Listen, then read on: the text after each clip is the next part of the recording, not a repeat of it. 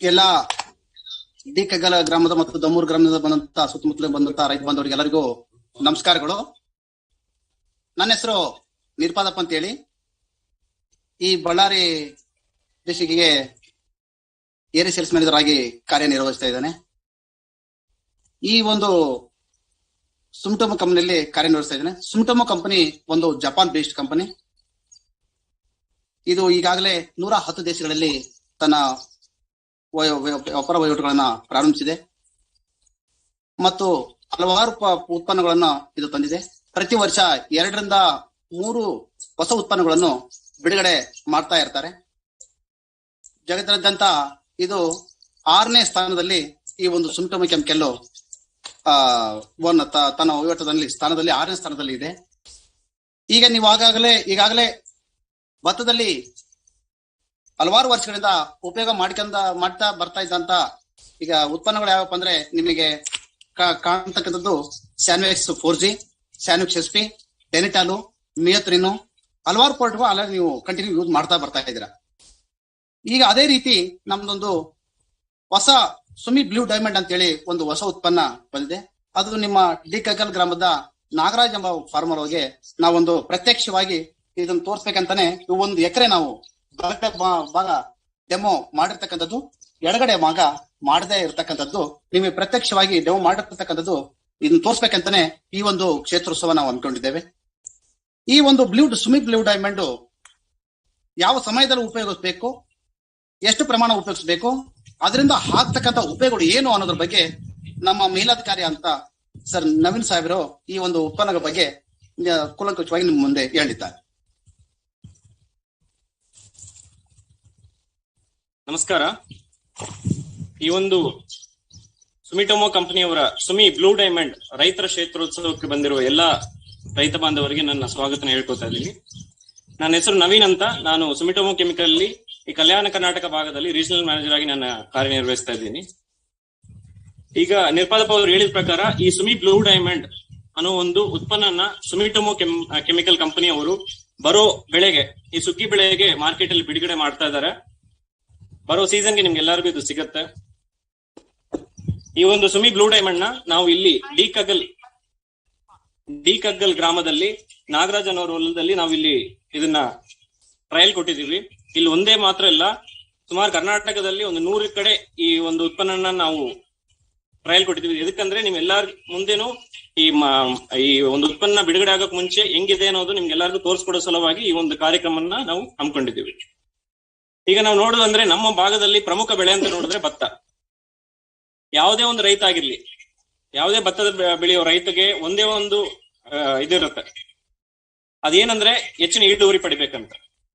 ಭತ್ತದಲ್ಲಿ ಹೆಚ್ಚಿನ ಇಳುವರಿ ಪಡೆಯೋಕೆ ಕೆಲವೊಂದು ಮುಖ್ಯ ಅಂಶಗಳಿದಾವೆ.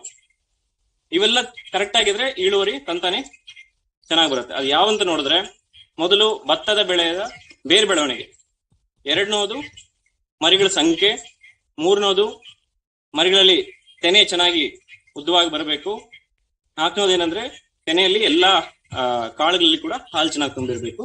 ಇವೆಲ್ಲ ಆದ್ರಂದ್ರೆ ಆಟೋಮೆಟಿಕ್ ನಮಗೂ ತೂಕ ಚೆನ್ನಾಗಿ ಬರುತ್ತೆ, ಇಳುವರಿ ಚೆನ್ನಾಗಿ ಬರುತ್ತೆ. ಈಗ ನಾವು ಏನ್ ಮಾಡ್ತೀವಿ, ಭತ್ತದ ಬೆಳೆಯಲ್ಲಿ ಚೆನ್ನಾಗಿ ಬೆಳೆ ಬೆಳಿಬೇಕನ್ನೋ ಸಲುವಾಗಿ ಹಲವಾರು ಗೊಬ್ಬರಗಳನ್ನ ನಾವು ಯೂಸ್ ಮಾಡ್ತೀವಿ. ಈಗ ನಾವು ಸಗಣಿ ಗೊಬ್ಬರ ಉಪಯೋಗ ಮಾಡೋದು ಆಲ್ಮೋಸ್ಟ್ 0 ಬಂದ್ಬಿಟ್ವಿ. ಅದನ್ನ ನಾವು ಉಪಯೋಗನೇ ಮಾಡ್ತಾ ಇಲ್ಲ. ಎಲ್ಲ ರಾಸಾಯನಿಕ ಗೊಬ್ಬರಗಳನ್ನ ನಾವು ಉಪಯೋಗ ಮಾಡ್ತಾ ಇದ್ವಿ. ಈ ಬೆಳೆಯಲ್ಲಿ ನಾವು ನೋಡುದಂದ್ರೆ ಈ ಸತಿ ಈ ಬೇಸಿಗೆ ಬೆಳೆಯಲ್ಲಿ ಏನಂದ್ರೆ ಭತ್ತ ಅಷ್ಟು ಬೆಳವಣಿಗೆ ಆಗಿಲ್ಲ, ಮರಿಗಳ ಸಂಖ್ಯೆ ಚೆನ್ನಾಗಿ ಬಂದಿಲ್ಲ ಅಂತ ಹೇಳಿ ರೈತರು ಕೆಲವೊಂದು ಕಡೆ 5 ರಿಂದ 6 ಕ್ವಿಂಟಾಲ್ ಗೊಬ್ಬರ ಹಾಕಿದ್ದಾರೆ. ಈ ತರ ರಾಸಾಯನಿಕ ಗೊಬ್ಬರಗಳನ್ನ ಹೆಚ್ಚಿಗೆ ಉಪಯೋಗ ಮಾಡೋದ್ರಿಂದ ಏನಾಗುತ್ತೆ ಅಂದ್ರೆ ಮಣ್ಣಲ್ಲಿರೋ ಎಲ್ಲಾ ಜೀವಾಣುಗಳು ಸತ್ತೋಗುತ್ತೆ, ಮತ್ತೆ ಮಣ್ಣಿನ ಫಲವತ್ತತೆ ಕೂಡ ಬಹಳ ಕಡಿಮೆ ಆಗ್ಬಿಡುತ್ತೆ. ಸೊ ಈಗ ಗೊಬ್ಬರ ಜೊತೆಯಲ್ಲಿ ನಾವು ಕೆಲವೊಂದ್ಸತಿ ಏನ್ ಮಾಡ್ತಾ ಇರ್ತೀವಿ ಅಂದ್ರೆ ಜಿಂಕ್, ಸಲ್ಫರ್ ಇಂಥ ಪೋಷಕಾಂಶಗಳು ಕೂಡ ಕೊಡ್ತಾ ಇರ್ತೀವಿ. ಸೊ ಇಷ್ಟು ಕೊಟ್ಟರು ಕೂಡ ನಮಗೂ ಭತ್ತದ ಬೆಳೆಯಲ್ಲಿ ಅಷ್ಟು ಬೆಳವಣಿಗೆ ನಾವು ನೋಡ್ತಾ ಇಲ್ಲ. ಅಂದ್ರೆ ಈ ಸತಿ ಅಷ್ಟು ಮರಿಗಳ ಸಂಖ್ಯೆ ಕೂಡ ಇಲ್ಲ. ಇಷ್ಟೇ ಸಾಕ ಭತ್ತದ ಬೆಳೆಗೆ ಅಂತ ನೋಡಿದ್ರೆ ಇಲ್ಲ. ಭತ್ತದ ಬೆಳೆ ಚೆನ್ನಾಗಿ ಬೆಳಿಬೇಕು, ಮತ್ತೆ ಹೆಚ್ಚು ಬೇರುಗಳು ಬರಬೇಕು, ಮರಿಗಳ ಸಂಖ್ಯೆ ಹೆಚ್ಚಿಗೆ ಆಗ್ಬೇಕಂದ್ರೆ ಅದಕ್ಕೂ ಗೊಬ್ಬರದ ಜೊತೆಯಲ್ಲಿ ನಮಗೂ ಹಾರ್ಮೋನ್ಸ್ ಅನ್ನೋದು ಕೂಡ ಬೇಕಾಗುತ್ತೆ. ಈ ಹಾರ್ಮೋನ್ಸ್ ಅನ್ನೋದು ಏನಂದ್ರೆ, ಈಗ ನಮ್ಮ ಶರೀರದಲ್ಲಿ ಕೂಡ ಹಾರ್ಮೋನ್ಸ್ ಅನ್ನೋದು ಇರುತ್ತೆ. ಈ ಹಾರ್ಮೋನ್ಸ್ ಹೆಚ್ಚು ಕಡಿಮೆ ಏರ್ಪೇರ್ ಆಗೋದ್ರಿಂದ ಏನಾಗತ್ತಂದ್ರೆ ಕೆಲವೊಬ್ರು ನೀವು ನೋಡಿರ್ಬೋದು ಬಹಳ ತೆಳ್ಳಗೆ ಇರ್ತಾರೆ. ಎಷ್ಟು ಊಟ ಮಾಡಿದ್ರು ಎಷ್ಟು ಟಾನಿಕ್ ಅವೆಲ್ಲ ತಗೊಂಡ್ರು ಕೂಡ ಬೆಳಗ್ಗೆ ಇರ್ತಾರೆ, ಕೆಲವೊಬ್ರು ಬಹಳ ದಪ್ಪಗಿರ್ತಾರೆ. ಸೊ ಈ ಒಂದು ಡಿಫ್ರೆನ್ಸ್ ಕೂಡ ಹಾರ್ಮೋನ್ಸ್ ಇಂದಾನೆ ಬರುತ್ತೆ. ಅದೇ ತರ ಭತ್ತದ ಬೆಳೆ ಕೂಡ ಹಾರ್ಮೋನ್ಸ್ ಅನ್ನೋದು ಬಹಳ ಅವಶ್ಯವಾಗಿರುತ್ತೆ. ಈ ಹಾರ್ಮೋನ್ಸ್ ಕೊಡೋದ್ರಿಂದ ಏನಾಗತ್ತಂದ್ರೆ ನಾವು ಕೊಡೋ ಎಲ್ಲಾ ಗೊಬ್ಬರ ಮತ್ತೆ ಪೋಷಕಾಂಶಗಳು ಗಿಡ ತಗೊಳಕ್ಕೂ ಮತ್ತೆ ತಗೊಂಡದ ಮೇಲೆ ಆ ಬೆಳೆ ಒಳಗೆ ಆ ಪೋಷಕಾಂಶಗಳೆಲ್ಲ ಸರಿಯಾದ ರೂಪದಲ್ಲಿ ನಮ್ಗೂ ಬೆಳೆಗೆ ತಲುಪಿಸೋಕ್ಕೂ ನಮಗೂ ಹಾರ್ಮೋನ್ಸ್ ಬಹಳ ಮುಖ್ಯವಾಗಿರುತ್ತೆ. ಈ ಹಾರ್ಮೋನ್ಸ್ ಬೆಳೆಗೆ ಒಂದು ಶೇಪ್ ಸ್ಟ್ರಕ್ಚರ್ ಕೊಡುತ್ತೆ, ಅಂದ್ರೆ ಒಳ್ಳೆ ಬೆಳವಣಿಗೆ, ಬೇರುಗಳ ಸಂಖ್ಯೆ ಹೆಚ್ಚಿಗೆ ಮಾಡುತ್ತೆ, ಮರಿಗಳನ್ನ ಹೆಚ್ಚಿಗೆ ಮಾಡುತ್ತೆ. ಈ ತರ ಹಾರ್ಮೋನ್ಸ್ ಇಂದ ತಯಾರು ಮಾಡಿರೋ ಬಡ್ಡೆಗಳಿಗೆ ಈ ಸುಮಿಟೋಮೋ ಕಂಪನಿಯವರ ಸುಮಿ ಬ್ಲೂ ಡೈಮಂಡ್ ಅಂತ ಹೇಳಿ ಇಂಡಿಯಾದಲ್ಲೇ, ಭಾರತದಲ್ಲೇ ಮೊದಲನೇ ಸಾರಿ ಒಂದು ಹಾರ್ಮೋನ್ಸ್ ರೂಪದಿಂದ ಒಂದು ಗುಳಿಗಿನ ನಾವು ತಯಾರು ಮಾಡಿದೀವಿ. ಇದು ಒಂದು ಹೊಸ ಟೆಕ್ನಾಲಜಿಯಿಂದ ತಯಾರು ಮಾಡಿರೋ ಗುಳಿಗೆ. ಇದು ಇದಕ್ಕೂ ಪೇಟೆಂಟ್ ಕೂಡ ಇದೆ. ಇದು ಒಂದು ನೂತನ ಟೆಕ್ನಾಲಜಿಯಿಂದ ತಯಾರು ಮಾಡಿರೋದು. ಸುಮಿಟೋಮೋ ಅವರು ಬಹಳ ವರ್ಷ ಇದ್ರ ಮೇಲೆ ರಿಸರ್ಚ್ ಮಾಡಿ ಈ ಒಂದು ಗುಳಿಗೆನ ಲಾಂಚ್ ಮಾಡಿದ್ದಾರೆ. ಮತ್ತೆ ಕೆಲವೊಂದ್ಸತಿ ನಾವ್ ಏನ್ ಮಾಡ್ತೀವಿ ಅಂದ್ರೆ ಸಾಮಾನ್ಯವಾಗಿ ಬಡ್ಡೆ ಚೆನ್ನಾಗಿ ಬರಿಬೇಕು, ಮರಿಗಳ ಸಂಖ್ಯೆ ಚೆನ್ನಾಗಿರ್ಬೇಕಂತ ಮಾರ್ಕೆಟ್ ಅಲ್ಲಿ ನಾವು ಹಲವಾರು ಬಡ್ಡೆ ಗುಳಿಗೆ ಅಂತ ಮಾರ್ತಾ ಇರ್ತಾರೆ. ನೀವು ಮಾರ್ಕೆಟ್ ಅಲ್ಲಿ ನೋಡಿರ್ಬೋದು, ಬಕೆಟ್ಗಳಲ್ಲಿ ಕೊಡಪಾಣಗಳೆಲ್ಲ ಮಾರ್ತಾ ಇರ್ತಾರೆ. ಇದರಲ್ಲಿ 1-2 ಕಂಪನಿ ಬಿಟ್ರೆ ಬೇರೆ ಯಾವ್ದು ಬಡ್ಡೆ ಗುಳಿಗೆ ಅಷ್ಟು ಗುಣಮಟ್ಟದ ಕ್ವಾಲಿಟಿ ಆಗಿರಲ್ಲ. ಅವಕ್ಕೆ ಗವರ್ಮೆಂಟ್ ಕಡೆಯಿಂದ ಅಪ್ರೂವಲ್ ಕೂಡ ಇರಲ್ಲ, ಸೇವೆಯಲ್ಲಿ ರಿಜಿಸ್ಟರ್ ಆಗಿರಲ್ಲ. ಅದ್ರದ್ದು ಕ್ವಾಲಿಟಿ ಹೆಂಗಿರುತ್ತೆ ಅಂತ ನಮ್ಗೂ ಹೇಳಕ್ಕೂ ಬರಲ್ಲ. ಆದ್ರೆ ಈ ಸುಮಿ ಬ್ಲೂ ಡೈಮಂಡ್ ಅನ್ನೋದು ನಮ್ಗೂ ಗವರ್ಮೆಂಟ್ ಕಡೆಯಿಂದ ಪೂರಾ ಸಂಶೋಧನೆ ಮಾಡಿ ಬಿಡುಗಡೆ ಮಾಡಿರೋ ಒಂದು ಗುಳಿಗೆ. ಇದು ನಿಮ್ಗೂ ಅಪ್ರೂವ್ಡ್ ಇರುತ್ತೆ. ಇದು ಕ್ವಾಲಿಟಿ ಕೂಡ ಬಹಳ ಚೆನ್ನಾಗಿರುತ್ತೆ. ನಿಮ್ಗೆ ಸುಮಿಟೋಮೋ ಕೆಮಿಕಲ್ಸ್ ಕಂಪನಿದು ಉತ್ಪನ್ನ ನೀವು ಬಹಳ ಉಪಯೋಗ ಮಾಡಿರ್ತೀರಿ. ಸ್ಯಾನ್ವೆಕ್ಸ್ ಆಗಿರ್ಬೋದು, ಡೆನಿಟಾಲ್, ಇವೆಲ್ಲ ಉಪಯೋಗ ಮಾಡಿರ್ತೀವಿ. ಸುಮಿಟೋಮೋ ಅಂದ್ರೆ ಕ್ವಾಲಿಟಿ. ಆ ತರ ಕಂಪನಿಯಿಂದ ಒಂದು ಕ್ವಾಲಿಟಿ ಬಡ್ಡೆ ಗುಳಿಗೆ ಇಲ್ಲಿ ನಾವು ಲಾಂಚ್ ಮಾಡ್ತಾ ಇದೀವಿ. ಈ ಬ್ಲೂ ಡೈಮಂಡ್ ಉಪಯೋಗ ಮಾಡಿರೋ ಹೊಲದಲ್ಲಿ ನಾವು ಇಲ್ಲಿ ನಿಂತಿದ್ದೀವಿ. ಈ ಕಡೆ ನಾವು ಇದನ್ನ ಉಪಯೋಗ ಮಾಡಿದೀವಿ. ಇದು ಯಾವ ಸಮಯದಲ್ಲಿ ಎಷ್ಟು ಪ್ರಮಾಣದಲ್ಲಿ ಉಪಯೋಗ ಮಾಡ್ಬೇಕಂದ್ರೆ, ಈ ಬ್ಲೂ ಡೈಮಂಡ್ ಅನ್ನೋದು ಭತ್ತ ನಾಟಿ ಮಾಡಿದ 18 ರಿಂದ 25 ದಿವಸ, ಅಂದ್ರೆ 2 ಕೊಟ್ಟ ಗೊಬ್ಬರ. 2 ಕೊಟ್ಟ ಗೊಬ್ಬರ ಯಾವಾಗ ಹಾಕ್ತಿವೋ ಅದ್ರ ಜೊತೆಯಲ್ಲಿ ಇದು 1 ಎಕರೆಗೆ 5 ಕೆಜಿ ಇದನ್ನ ಗೊಬ್ಬರ ಜೊತೆಯಲ್ಲಿ ಮಿಶ್ರಣ ಮಾಡಿ ನಾವು ಇದನ್ನ ಹೋಗಬೇಕು. ಇಲ್ಲಿ ನಾವು ಡಿಕ್ಕತ್ತಲ್ ಗ್ರಾಮದಲ್ಲಿ ನಾಗರಾಜ್ ಅನ್ನೋರು ಹೊಲದಲ್ಲಿ ನಾವು ಇದನ್ನ ಉಪಯೋಗಿಸಿದೀವಿ. ಈಗ ಉಪಯೋಗ ಮಾಡಿದ್ದಕ್ಕೂ ಮಾಡ್ಲಾರ್ದಕ್ಕೂ ಏನ್ ವ್ಯತ್ಯಾಸ ಇದೆ ಅನ್ನೋದು ನಾವು ನೋಡೋಣ. ಈಗ ಉಪಯೋಗ ಮಾಡಿರೋದ್ ಕಡೆಯಿಂದ ಒಂದು ಬಡ್ಡೆ ಮತ್ತೆ ಉಪಯೋಗ ಮಾಡ್ಲಾರ್ದ ಕಡೆಯಿಂದ ಒಂದು ಬಡ್ಡೆ ನಿಮ್ಗೆ ಎಣಿಸಿ ತೋರಿಸ್ತಾರೆ. ಇದ್ರಲ್ಲಿ ಏನ್ ವ್ಯತ್ಯಾಸ ಬಂದಿದೆ ಅಂತ ನೀವು ನೋಡಿ.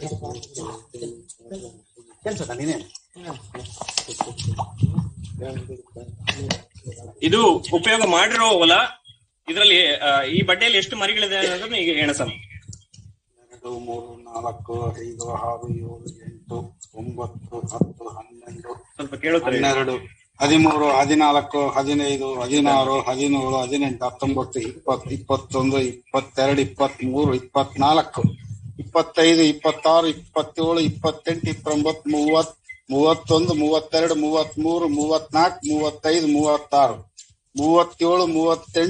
39, 40, 41, 42, 43, 44, 45, 46, 47 ಮತ್ತೆ 3 ಅಷ್ಟ ಇದಾವೆ. ಒಟ್ಟು ಟೋಟಲ್ 55, 47 ಮರಿಗಳವರೆಗೂ ಇದರಲ್ಲಿ ಬಂದಿದೆ. ಇದರಲ್ಲಿ ನೀವು ಈ ಕಡೆಯಿಂದ ಉಪಯೋಗ ಮಾಡ್ಲಾರದು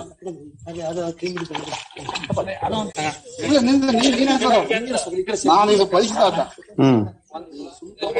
ಗಟ್ಟಿ 10, 11, 12, 13, 14, 15, 16, 17, 18,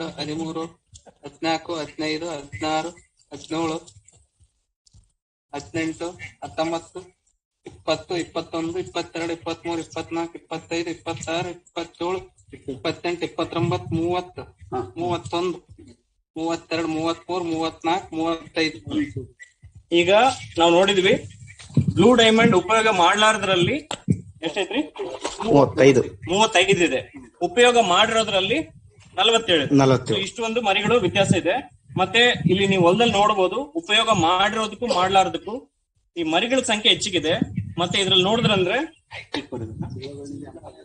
ಈ ಮರಿಗಳು ಒಂದೇ ಸಮಾನವಾಗಿ ಬೆಳೆದಿದೆ. ಇದರಲ್ಲಿ ಕೆಲವೊಂದು ಮರಿಗಳು ಸಣ್ಣದಿದೆ, ಕೆಲವೊಂದು ಮರಿಗಳು ಉದ್ದಕ್ಕೆ ಬಂದಿದೆ. ಇದ್ರಲ್ಲಿ ನೋಡಿದ್ರಂದ್ರೆ ಮರಿಗಳು ಒಂದೇ ಸಮಾನವಾಗಿ ಬೆಳೆದಿದೆ, ಮರಿಗಳ ಸಂಖ್ಯೆ ಕೂಡ ಹೆಚ್ಚಿಗಿದೆ. ಮತ್ತೆ ಇನ್ನೊಂದು ನೀವು ನೋಡಬಹುದು, ಇದರಲ್ಲಿ ಬೇರೆ ಬೆಳವಣಿಗೆ ಕೂಡ ಚೆನ್ನಾಗಿದೆ. ಈಗ ಮರಿಗಳು ಒಂದೇ ಸಮಾನವಾಗಿ ಬರೋದ್ರಿಂದ ಏನಾಗುತ್ತಂದ್ರೆ ನಾವು ಕೊನೆಗೆ ಯಾವಾಗ ಕೊಯ್ತೀವಲ್ಲ ಆ ಸಮಯದಲ್ಲಿ ಏನಾಗುತ್ತೆ, ಕೆಲವೊಂದು ಮರಿಗಳು ಇದರಲ್ಲಿ ಯಾವ್ದು ಲೇಟ್ ಆಗಿ ಬಂದಿದಾವಲ್ಲ ಆ ಮರಿಗಳು ಇನ್ನ ಹಸರಾಗಿರುತ್ತೆ. ಮೊದಲು ಬಂದಿರೋ ಮರಿಗಳೆಲ್ಲ ತೆನೆ ಚೆನ್ನಾಗಿ ಮುದುರಿರುತ್ತೆ.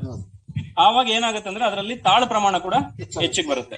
ಇದರಲ್ಲಿ ಎಲ್ಲಾ ಮರಿಗಳು ಒಂದೇ ಸಮಾನವಾಗಿ ಇರೋದ್ರಿಂದ ನಿಮ್ಗೂ ತೆನೆ ಕೂಡ ಒಂದೇ ಸಮಾನವಾಗಿ ಬರುತ್ತೆ, ಎಲ್ಲ ಒಂದೇ ಟೈಮ್ ಅಲ್ಲಿ ನಿಮ್ಗೂ ಮುದುರುತ್ತೆ. ಸೊ ಇದು ಈ ಬ್ಲೂ ಡೈಮಂಡ್ ಉಪಯೋಗ ಮಾಡಿರೋದ್ರಲ್ಲಿ ನಾವು ನೋಡೋ ವ್ಯತ್ಯಾಸ. ನಿಮ್ಗೆ ಏನ್ ಅನ್ಸುತ್ತೆ? ಈಗ ನೀವು ನಿಮ್ಮ ಹೊಲದಲ್ಲಿ ಉಪಯೋಗ ಮಾಡಿದಿರಿ, ಹೌದ್ರಿ. ಇದು ಮಾಡಿಲ್ಲ. ಮಾಡಿದಕ್ಕೂ ಮಾಡ್ಲಾದಕ್ಕೆ ಏನ್ ವ್ಯತ್ಯಾಸ ಇದೆ? ಏನ್ ನೋಡ್ರಿ, ಇದು ನಾವು ನಾಟಿ ಮಾಡಿದೀವಿ. ನಾಟಿ ಮಾಡಿದ್ಮೇಲೆ ನಮ್ಮ ಕ್ಷೇತ್ರದ ಕೆಲವು ಈ ಸುಮಿಟ್ ಕಂಪನಿ, ಕೆಮಿಕಲ್ಸ್ ಕಂಪನಿ ಕಡೆಯಿಂದ ಪ್ರಚಾರಕ್ಕಂತ ಬಂದು ಏನಪ್ಪಾ ಈ ತರ ಐತೆ, ಈ ಸುಮಿಟ್ ಹೋಮ ಅಂತೇಳಿ ಬ್ಲೂ ಡೈಮಂಡ್ ಅಂತೇಳಿ ಒಂದು ಹಾರ್ಮೋನ್ ಅಂಶ ಇರ್ತಕ್ಕಂತ ಒಂದು ಈ ಬೇರುಗಳು ಜಾಸ್ತಿ ಆಗಿ ಆದ್ಮೇಲೆ ಕವಲುಗಳು ಇದರಲ್ಲಿ ಜಾಸ್ತಿ ಇದ್ದು ಮುಂದಿನ ದಿನಗಳಲ್ಲೇ ಬೆಳೆ ತೆನೆ ಪ್ರಮಾಣದಲ್ಲಿ ಬೇಷ್ ಬರ್ತದ ಅಂತೇಳಿ ನಮಗೆ ಬಂದು ಮನವರಿಕೆ ಮಾಡಿದ್ರೆ ಅವಾಗ ನಾವೇನಿದ್ರು ನೋಡೋಣ ಅಂತೇಳಿ. ಆದ್ರೆ ನಾವು ನಮ್ಮ ತಮ್ಮನವರು 10 ದಿವಸ ಮಾಡ್ತಾ ಇದಾರೆ ರೈತರಲ್ಲಿ ಅಂತೇಳಿ ನಾವು ಫಸ್ಟ್ ಸ್ವಲ್ಪ ಕೊಡ್ರಿ ಅಂದ್ವಿ. ಇದು ಮಾರಾಟಕ್ಕಿಲ್ರಿ, ಇನ್ನ ಡೆಮೋ ಕೊಡ್ತಾ ಇದೀವಿ. ಮುಂದಿನ ದಿನಮಾನಗಳಲ್ಲಿ ನಿಮಗೆ ರೈತರಿಗೆ ಮನವರಿಕೆ ಮಾಡಾಕ ಇದರಲ್ಲಿ ಬೆಳೆ ಪ್ರಮಾಣ ವ್ಯತ್ಯಾಸ ಏನ್ ಇರ್ತದಂತ ನಿಮ್ಗೆ ತಿಳುವಳಿಕೆ ಆಗ್ಬೇಕಲ್ಲ ಅಂತ ಅವ್ರು ನಮಗೆ ಮನವರಿಕೆ ಮಾಡಿಕೊಟ್ರು. ಮಾಡಿಕೊಟ್ಟಾಗ ನಾವು ಡೆಮೋ ಬಳಸ್ತೀವಿ. ಬಳಸಾಗ ಅವ್ರು ಬಂದಿದ್ರು, ಹಿಂದ್ಗಡಿದಾರ ನೋಡ್ರಿ, ಅವರೆಲ್ಲ ಬಂದು ತಿಳಿಸಿದ್ರು, ಮಾಡಿದಿವಿ. ನೋಡ್ರಿ ಈಗ ಇದರಲ್ಲಿ ಬೆಳೆದಿರ್ತಂತ ಕವಲಗಳು ಕೂಡ ಬಹಳ ಹೆಚ್ಚು ಕಡಿಮೆ, 47-50 ಕಡಿಮೆ ಇಲ್ಲ ಇದರಲ್ಲಿ. ಅದ್ರಲ್ಲಿ 35 ಐತೆ. ಅಂದ್ರೆ 10-15 ಕವಲುಗಳು ಹೆಚ್ಚು ಕಡಿಮೆ ಆಯ್ತು. 10-15 ಕವಲು ಒಂದು ಬಡ್ಡಿಯಾಗ 10-15 ಕವಲು ಹೆಚ್ಚು ಕಡಿಮೆ ಆದಾಗ ಬೆಳೆ ಎಷ್ಟಾಗ್ಬೋದ್ರಿ? ಹೌದಲ್ರಿ? ಇಳುವರಿ ಚೆನ್ನಾಗಿ ಬರ್ತದೆ. ನಮ್ಗೇನಾಯ್ತು, ಮನ್ಸಿಗೆ ಒಂದು ನೆಮ್ಮದಿ, ಒಂದು ಇದಾಯ್ತು, ಒಂದು ವಿಶ್ವಾಸ ಮೂಡ್ತು ಒಂದು ಇದ್ರ ಮೇಲೆ. ಈಗ ರೈತರಿಗೆ ಏನ್ ಹೇಳಕ್ ಇಷ್ಟಪಡ್ತಾರೆ? ಈಗ ರೈತರು ನೋಡ್ರಪ್ಪ, ನಾವು ಈ ತರ ನಾಟಿ ಮಾಡಿ ಇದೆಲ್ಲ ಮಾಡಿ ಬಳಸಿದ್ದೀವಿ. ನೀವು ಕೂಡ ಮುಂದಿನ ದಿನಮಾನಗಳಲ್ಲಿ ಇದನ್ನ ಬಳಸ್ರಿ. ಈಗ ರೈತರಾದ್ಮೇಲೆ ನಾವು ಒಂದೇ, ನೀವು ಒಂದೇ. ನಾವು ಬೆಳಿಬೇಕು, ನೀವು ಬೆಳಿಬೇಕು, ಎಲ್ಲರಲ್ಲಿ ಸಹಕಾರ ಇದ್ದೇ ಇರ್ಬೇಕು ರೈತರಲ್ಲಿ. ನಾನ್ ರೈತರಲ್ಲಿ ಹೇಳೋದು ಮನವಿ ಇಷ್ಟೇ, ಬಳಸ್ರಿ ಇದನ್ನ. ಚೆನ್ನಾಗೈತೆ, ಫಲ ಚೆನ್ನಾಗಿ ಬರುತ್ತೆ. ಈಗ ಈ ಒಂದು ಸುಮಿ ಬ್ಲೂ ಡೈಮಂಡ್ ಉಪಯೋಗ ಮಾಡಿದ್ರಲ್ಲಿ ಏನೇನು ಮತ್ತೆ ರೈತರ ನಿಮ್ಮ ಹತ್ರ ಕೆಲವೊಂದು ಚರ್ಚೆ ಮಾಡೋದಿದೆ. ಬರ್ರಿ ಅಲ್ಲಿ ಕುತ್ಕೊಂಡು ಮಾತಾಡೋಣ. ಈಗ ನಾವು ಈ ಬ್ಲೂ ಡೈಮಂಡ್ ಉಪಯೋಗ ಮಾಡಿರೋ ಹೊಲದಲ್ಲಿ ಈ ಒಂದು ಉತ್ಪನ್ನ ಯಾರು ನಾವು ಕೇಳಿದ್ದು ಮಾತಾಡಿದ್ದು ಒಂದ್ ನಿಮಿಷ, ನೀವು ಈ ಕಡೆ ಮಾತಾಡಿದ್ರು. ಈಗ ನಿಮಗೆ ನೋಡ್ಲಿಕ್ಕಾಗಿ ಏನ್ ಅನ್ಸುತ್ತೆ ಸರ್? ಚೆನ್ನಾಗಿದೆಯಾ? ಕವಲುಗಳು ಅದಕ್ಕಿಂತ ಇದು ಜಾಸ್ತಿ ಇದೆಯಾ? ನಿಮಗೆ ಇದು ನೋಡ್ಲಿಕ್ಕಾಗಿ ತೃಪ್ತಿ ಇದೆಯಾ? ಏನ್ ಸರ್? 15 ಹೆಚ್ಚು ಕಡಿಮೆ, 5 ಹೋಗಲು 10 ಆಯ್ತು. ಒಂದು ಬಡ್ಡಿಯಾಗ 10 ಕಡ್ಡಿ ಆದ್ರೆ ಎಷ್ಟು? 10 ಕಡ್ಡಿ, ಒಂದು ಬಡ್ಡಿಗೆ 10 ಕಡ್ಡಿ ಹೆಚ್ಚಾದ್ರೆ ಆರಾಮಾಗಿ ಇದ್ರ ಹೆಸರು ಏನ್ ಹೇಳಿ? ಅದು ನೋಡ್ರಿ, ಬ್ಲೂ ಡೈಮಂಡ್. ಬ್ಲೂ ಡೈಮಂಡ್ ನೀಲಿ ವಜ್ರ. ಅಂದ್ರೆ ಬ್ಲೂ ಡೈಮಂಡ್ ಅಂದ್ರೆ ನಾವು ಕನ್ನಡದಲ್ಲಿ ನೀಲಿ ವಜ್ರ ಅಂತ ಕರಿತೀವಿ. ಯಾಕಂದ್ರೆ ಇದ್ರದ್ದು ಗುಳಿಗೆಯಲ್ಲಿ ನೀವು ನೋಡ್ಬೋದು, ನೀಲಿ ಕಲರ್ ಅಲ್ಲಿ ವಜ್ರ ತರ ಇರುತ್ತೆ. ಇದನ್ನ ಯಾವ ಸಮಯದಲ್ಲಿ ಉಪಯೋಗ ಮಾಡಬೇಕು? ಇದನ್ನು ನೋಡ್ರಿ, 2 ವರ್ಷದ್ದು ಹಾಕೋಬಹುದು. 18-25 ಒಳಗೆ ನಾವು ಒಂದ್ ಎಕರೆಗೆ ಎಷ್ಟು ಹಾಕ್ಬೇಕು ಇದನ್ನ? 5 kg. ಈಗ ಇನ್ನೊಂದು ನಿಮ್ಗೆ ತಿಳಿಸ್ಕೊಡಕ್ ಇಷ್ಟಪಡ್ತೀವಿ. ಈಗ ನಾವು ನೋಡಿದ್ವಿ, ಹಾಕಿದಕ್ಕೂ ಹಾಕ್ಲಾರ್ದಕ್ಕೂ ಒಂದು 7-10 ಮರಿಗಳವರೆಗೂ ವ್ಯತ್ಯಾಸ ಇದೆ ಒಂದು ಬಡ್ಡೆಯಲ್ಲಿ. ಈಗ ಇದು ಒಂದು ಲೆಕ್ಕ ಏನಂದ್ರೆ, ಈಗ ನಾವು ಹಾಕಿದಕ್ಕೂ ಹಾಕ್ಲಾರ್ದಕ್ಕೂ ಬರೀ 3 ಮರಿಗಳ ವ್ಯತ್ಯಾಸ ಬಂದ್ರೆ ಎಷ್ಟು ನಮ್ಗೆ ಇಳುವರಿ ಡಿಫ್ರೆನ್ಸ್ ಆಗತ್ತೆ ಅನ್ನೋದು ನಾನು ಇಲ್ಲಿ ನಿಮ್ಗೆ ಹೇಳ್ತೀನಿ ನೋಡ್ರಿ. ಈಗ ಬರೀ 3 ಬರೀ ಹಾಕಿದಕ್ಕೂ ಹಾಕ್ಲಾರ್ದಕ್ಕೂ ಬರೀ 3 ಮರಿ ವ್ಯತ್ಯಾಸ ಇದ್ರೆ ಎಷ್ಟು ಇಳುವರಿ ಬರುತ್ತೆ ಅಂತ ನಾನು ಹೇಳ್ತೀನಿ. ಈಗ ಸುಮಾರು ಹಾಕಿದಕ್ಕೂ ಹಾಕ್ಲಾರ್ದಕ್ಕೂ 3 ಮರಿ ವ್ಯತ್ಯಾಸ. ಮತ್ತೆ 1 ಸ್ಕ್ವೇರ್ ಮೀಟರ್ ಅಲ್ಲಿ ಎಷ್ಟು ಬಡ್ಡೆ ಇರುತ್ತೆ? ಸುಮಾರು ಅಂದಾಜು 1 ಸ್ಕ್ವೇರ್ ಮೀಟರ್ ನಾವು ತಗೊಂಡು ಅಂದ್ರೆ 20 ಇರುತ್ತೆ ಅಂದಾಜು. ಸೊ ಅವಾಗ 1 ಸ್ಕ್ವೇರ್ ಮೀಟರ್ಗೆ ನಮಗೂ 60 ಮರಿಗಳು ಸಂಖ್ಯೆ ಹೆಚ್ಚಿಗೆ ಆಗುತ್ತೆ. ಈಗ 1 ಎಕರೆಯಲ್ಲಿ 4000 ಸ್ಕ್ವೇರ್ ಮೀಟರ್ ಇರುತ್ತೆ. ಈಗ 1 ಸ್ಕ್ವೇರ್ ಮೀಟರ್ ಅಲ್ಲಿ 60 ಮರಿಗಳು ಹೆಚ್ಚಿಗೆ ಆದ್ರೆ 1 ಎಕರೆಗೆ ಎಷ್ಟು ಮರಿಗಳು ಹೆಚ್ಚಿಗೆ ಆಗುತ್ತೆ? 2,40,000 ಮರಿಗಳು ಹೆಚ್ಚಿಗೆ ಆಗುತ್ತೆ. ಈಗ ಸುಮಾರು 1 ಮರಿಯಿಂದ ಒಂದು ತೆನೆ ಬಂದು ಆ ತೆನೆ ತೂಕ ಎಷ್ಟು ಇರುತ್ತಂದ್ರೆ ಒಂದು 3 ಗ್ರಾಮ್ ವರೆಗೂ ಇರುತ್ತೆ. ಬರೀ 3 ಗ್ರಾಮ್ ಇರುತ್ತೆ. ಸೊ ಅವಾಗ 3 ಗ್ರಾಮ್ ಇಂಟು ನಾವು 2,40,000 ಮರಿ ಅಂತ ನೋಡಿದ್ರೆ ಸುಮಾರು 720 kg ಒಂದ್ ಎಕರೆಗೆ ನಮಗೂ ಇಳುವರಿ ಹೆಚ್ಚಿಗೆ ಬರುತ್ತೆ. ಇದು ಬರೀ 3 ಮರಿಗಳು ಸಂಖ್ಯೆ ಹೆಚ್ಚಿಗೆ ಆದ್ರೆ. ಇದು ಏನಂದ್ರೆ 720 ಅಂದ್ರೆ ಸುಮಾರು 9 ರಿಂದ 10 ಚೀಲ. ಈಗ 3 ಮರಿಗಳು ಬೇಡ, 2 ಮರಿಗಳು ಸಂಖ್ಯೆ ಹೆಚ್ಚಿಗೆ ಆಯ್ತಂದ್ರೂ ಕೂಡ ನಮ್ಗೂ 500 kg ಇಳುವರಿ ಹೆಚ್ಚಿಗೆ ಬರುತ್ತೆ. ಈಗಿನ ಕಾಲದಲ್ಲಿ ಹೆಂಗಾಗಿದೆ ಅಂದ್ರೆ ಎಲ್ಲಾದು ರೇಟ್ ಹೆಚ್ಚಿಗೆ ಆಗಿದೆ. ಗೊಬ್ಬರಗಳಿಗಾಗ್ಲಿ, ಹಾಲು ಕೂಳಿ ಆಗ್ಲಿ ಎಲ್ಲ ರೇಟ್ ಹೆಚ್ಚಿಗೆ ಆಗಿದೆ. ಮತ್ತೆ ನಾವು ಏನ್ ಲೀಸ್ ಮಾಡೋವರೆಗೂ ಉಳಿಯೋದೇ ಬರೀ 9 ರಿಂದ 10 ಚೀಲ ಅಷ್ಟೇ ಲೀಸ್ ಮಾಡೋರು. ಸೊ ಆ ಒಂದು ಸಂದರ್ಭದಲ್ಲಿ ಈ ಸುಮಿ ಬ್ಲೂ ಡೈಮಂಡ್ ಅನ್ನು ಉಪಯೋಗ ಮಾಡಿ ನೀವೆಲ್ಲರೂ ಹೆಚ್ಚಿನ ಇಳುವರಿ ಪಡಿಬೇಕಂತ ನಾವು ನಿಮ್ಮ ಹತ್ರ ಕೇಳ್ಕೊತಾ ಇದೀವಿ. ಮುಂಚಿನ ಬೆಳೆಗೆ ಇದು ಬರುತ್ತೆ, ಮಾರ್ಕೆಟಿಗೆ ಬರುತ್ತೆ. ಸೊ ಇನ್ನ ಏನೇನ ನಿಮ್ಗೇನ ಪ್ರಶ್ನೆಗಳಿದ್ರೆ ಕೇಳಿ ನಾವು ಹೇಳಿ.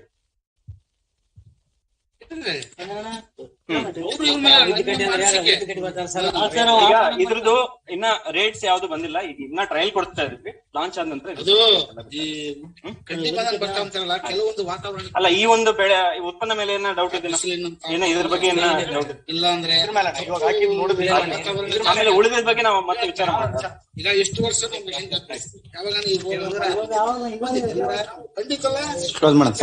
ಇಲ್ಲಿ ಮಠ ಈ ಒಂದು ಕಾರ್ಯಕ್ರಮಕ್ಕೆ ತಮ್ಮ ಕೆಲಸಗಳನ್ನು ಬದಿಗೊತ್ತಿ ಬೇರೆ ಹಳ್ಳಿಗಳಿಂದ ಬಂದಿದ್ರ, ಈ ತಮ್ಮ ಹಳ್ಳಿಗಳಿಂದ ಸಹಿತ ಬಂದಿದ್ರ.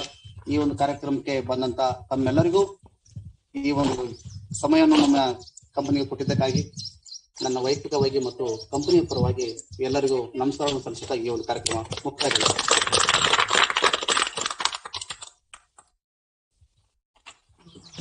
5 ನಿಮಿಷ ಬರ್ತೇನೆ.